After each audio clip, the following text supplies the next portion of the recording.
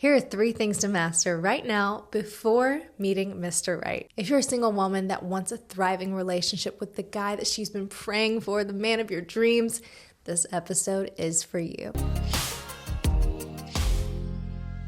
Welcome back to the Dear Future Husband podcast. I'm your host, Christian, and I'm so excited to tell you these 3 areas today. Now, in full transparency, there is no magic formula, no checklist of once you hit A, B, and C, then Mr. Right comes along. How nice would that be, right? But there are some key things that we as women can do to ready ourselves, to better prepare for that relationship that we really want to be in. Singleness is such a special time of you getting to be devoted to Christ, getting to better yourself, discover, what makes you tick, what are your passions, what are you here on this earth to do? And I believe if marriage is a desire, it is a goal within your journey, your walk, then we can be preparing for that even right now. Yes, even if you're single, even if you haven't been on a date in a year, even if you've never been on a date, there are things that we can do that are outside of the dating realm that really just focus on ourselves and help us be prepared when we meet the person, be prepared to be a wife, to be a partner.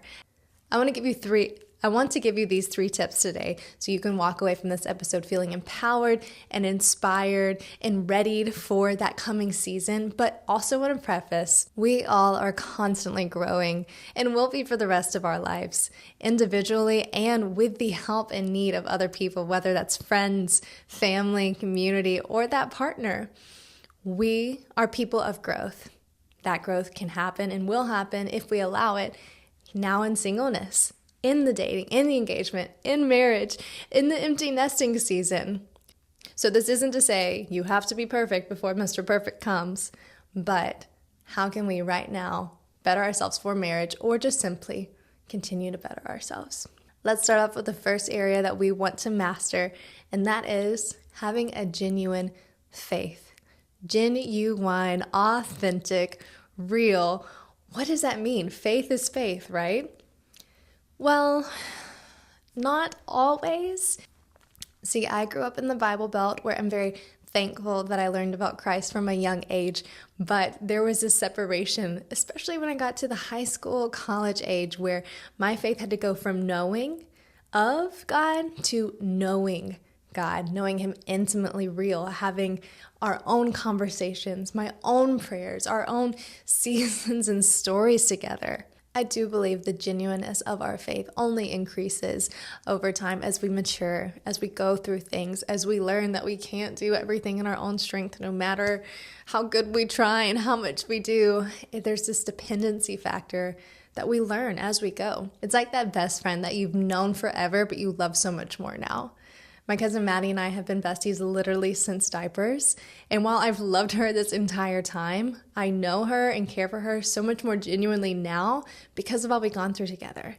We had fun when we were little, but now we've seen each other cry. We've been there for each other. We've been there when someone was sick, when someone got broken up with, and that just fortifies and matures your relationship. Our faith in Christ must be genuine, past our church attendance, past just our friendships and our community, past the people we know and what we know of God.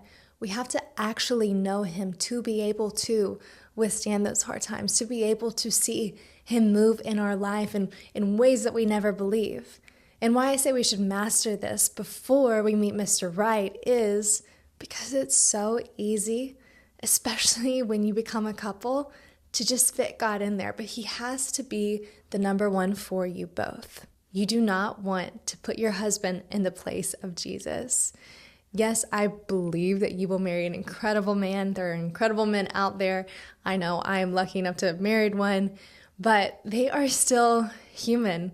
They're our partners, not our savior. And it's so easy to put our husband, or the longing for a husband even, in the place of satisfying us, of being our end-all, be-all. But that can only be God. One, from a point of just glorifying Him and putting Him in His rightful place, but then also in the practical for your relationship. If we put our husband on a pedestal that he's not supposed to be on, we're going to see him fail to our expectations. That's not fair for him. It's not fair for you. It's not healthy for your relationship. So the best thing we can do is know God, have a genuine, authentic relationship with Him, and let that influence, one, who we choose to be our partner, but also how we love them. A verse that beautifully sums up faith is Hebrews 11:1, and it says, "Now faith is the assurance of things hoped for, the conviction of things not seen." It's this invitation to the mysterious, but also this romance, if you will, of we long for a husband, but how much more do we long to be with our Creator, to be with God? And I think we can just beautifully long for both of those things, but recognize their difference, recognize what they give and how we give to them. Our faith must originate individually with Christ first, but it can be sharpened by those around us. It can be amplified by our spouse, by our family, by our community, by our church. So as we have that genuine faith, we can also genuinely influence others around us and grow together. The second area we want to master right now is the ability to have self-reflection. That's this ability to look back and think, man, that wasn't who I want to be. That's out of character. How can I grow from that? What is the learning moment? Lord, what did you actually create within me that is counter to this that I can yearn to become? In essence, it's a humility and an emotional intelligence, an ability to rise above shame and regret and use those very things that could be divisive, separating us from others, hindering our self-worth, and turn it into a strength to grow and to help others. This ability is bigger than just having a sweet and happy marriage. This is actually crucial to how we interact with others, how we influence the world around us. I saw recently a PhD holding brain surgeon say that the number one skill that people need, no matter who you are, where you're from, what season of life you're in, is this emotional regulation. This is increasingly important, and you find it out the quickest within the first year of marriage, if we're honest, of how much conflict resolution, how much humility, how much selflessness you have to get out of the way. And that takes this ability to look within and say, I have this area that I'm not quite getting it in. I have this tendency when it comes to this topic to want to push people away or feel uncomfortable.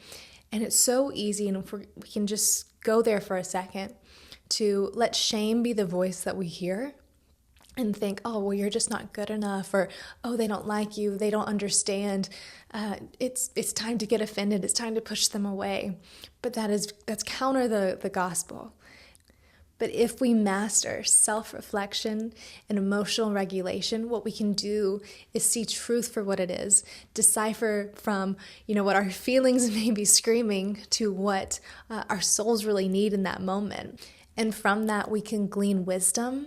From that, we can create understanding between people, and we can actually grow ourselves and those around us. For example, you may have on your prayer list, Lord, I want a husband that is passionate. He's a go-getter. He knows what he wants. He can speak his mind clearly. But then you get married to that passionate man, and you have your first fight, and he uses that clarity to say, I don't like that you did this. If we're not regulated in those moments, if we're not reflecting, we can miss the opportunity to learn what our spouse wants, what their needs are, what they were trying to communicate, and their communication styles. And here in our head, if shame is the voice we're listening to, if insecurity is the voice we're listening to, we can hear, oh, I missed the mark. He doesn't like me. I'm not a good wife. This thing about me is wrong. It could be something as small as, I don't like that you lift your makeup everywhere, or I don't like that we're late because you take 2 hours to do your makeup. I don't know why makeup is the thing. What I mean is, it can be something seemingly small to your actual relationship, but if we are unregulated in our emotions, in our responses, it can turn big really quickly. And why we should master this now is because even from the beginning of your relationships, and even not with your husband, with your friends or with your family, the ability to stay close and work through things together is the ability to be able to listen, to hear, to decipher, to discern, to not let our feelings run rampant and run the show, but to have them communicate their part. Self-regulation is the ability to take our emotions, the truth, what others have said, and decipher them with clarity with discernment. There are two proverbs that are drastically different that I want to highlight right now to show us what the extreme differences in this can be when we are unregulated and when we are regulated. Proverbs 21:9 says, "It is better to live on a corner of the roof than share a house with a quarrelsome wife." Yikes. I don't want to be a quarrelsome wife.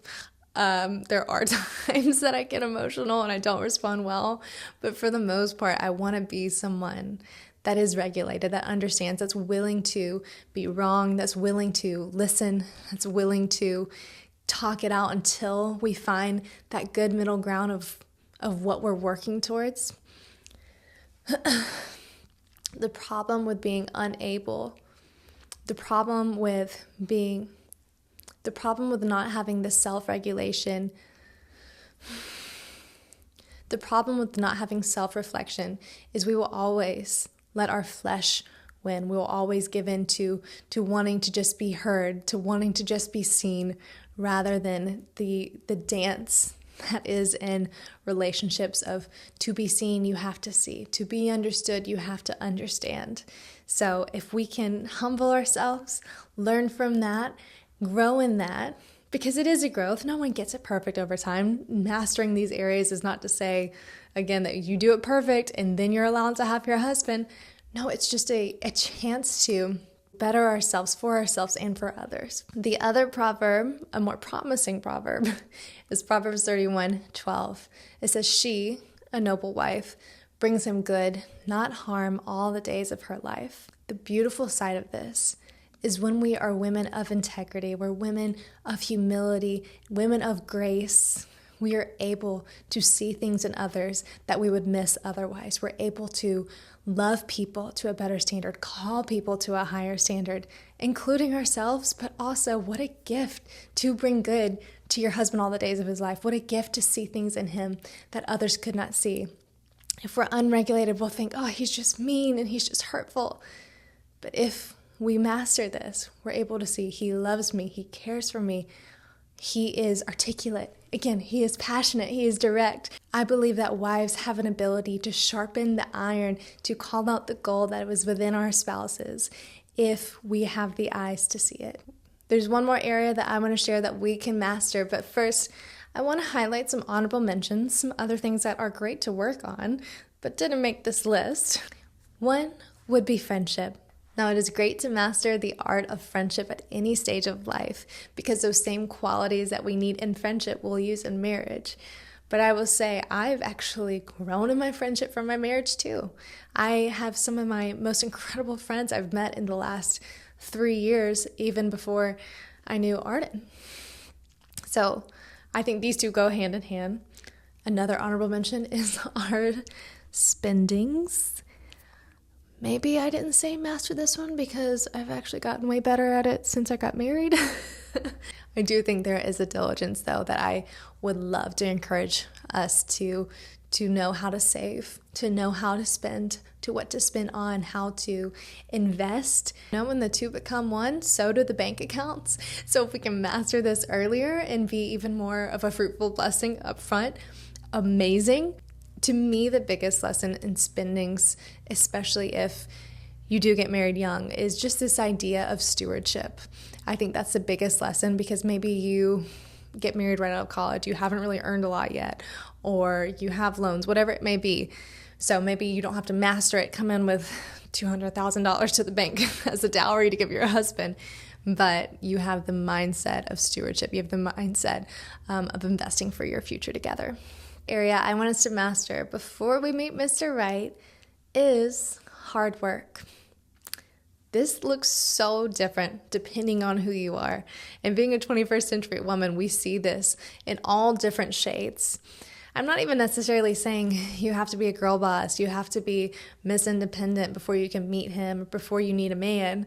What I'm saying is, what is the quality of hard work, of diligence, of dedication? When my husband and I were engaged, we were in that moment shortly after he proposed, and I was just thinking, oh, well, what is it about me that makes me the one? How did you know? And he said, hard work. You're hardworking. I was like, oh, okay. I mean, I thought maybe my beauty or my personality or my, something that we think is a typical answer. But I actually really liked this because he noticed something in me that I didn't actually know was something of attraction, something that a husband was looking for. And I won't forget, as he elaborated, he said, I knew that I loved that quality about you because whatever happened in our marriage, whatever we come up against, whatever we go through, you would be willing to put in the work to keep us together. In that moment, I was like, forget beauty, forget anything else that I could have hoped for. I really love that you see that within me, even more probably than I saw in myself. Because I had my fears of, could I make a marriage last? Am I going to be a good wife? But he just saw and knew that there was a quality within me that he thought, I can partner with her. We can make it. To be a hardworking woman doesn't even necessarily mean that you work 40 hours a week, that you make 6 figures, that you are Miss Roll Up Her Sleeves and throw the hair in a bun, like gonna go get after it. It's less about what you achieve on paper and more about how you achieve. You have work ethic, you have vision, you have dependability. All 3 components that we actively, male or female, search for in a partner. This reminds me of 1 Corinthians 10:31, where it says that in whatever you do, do for the glory of God. And I don't take that only to the degree of do everything with faith, but even be faithful in all you do. You're a representation of Christ, and when you get married, you're a representation of your partner. So whether you right now are working your dream job, or you are going to get married and you want to have kids and be a stay-at-home mom right away, whatever you do, that hard work ethic is going to propel you as a couple to succeed. And we're going back to Proverbs 31 here. I mean, it's like the creme de la creme of how to be a great wife, how to be a godly woman.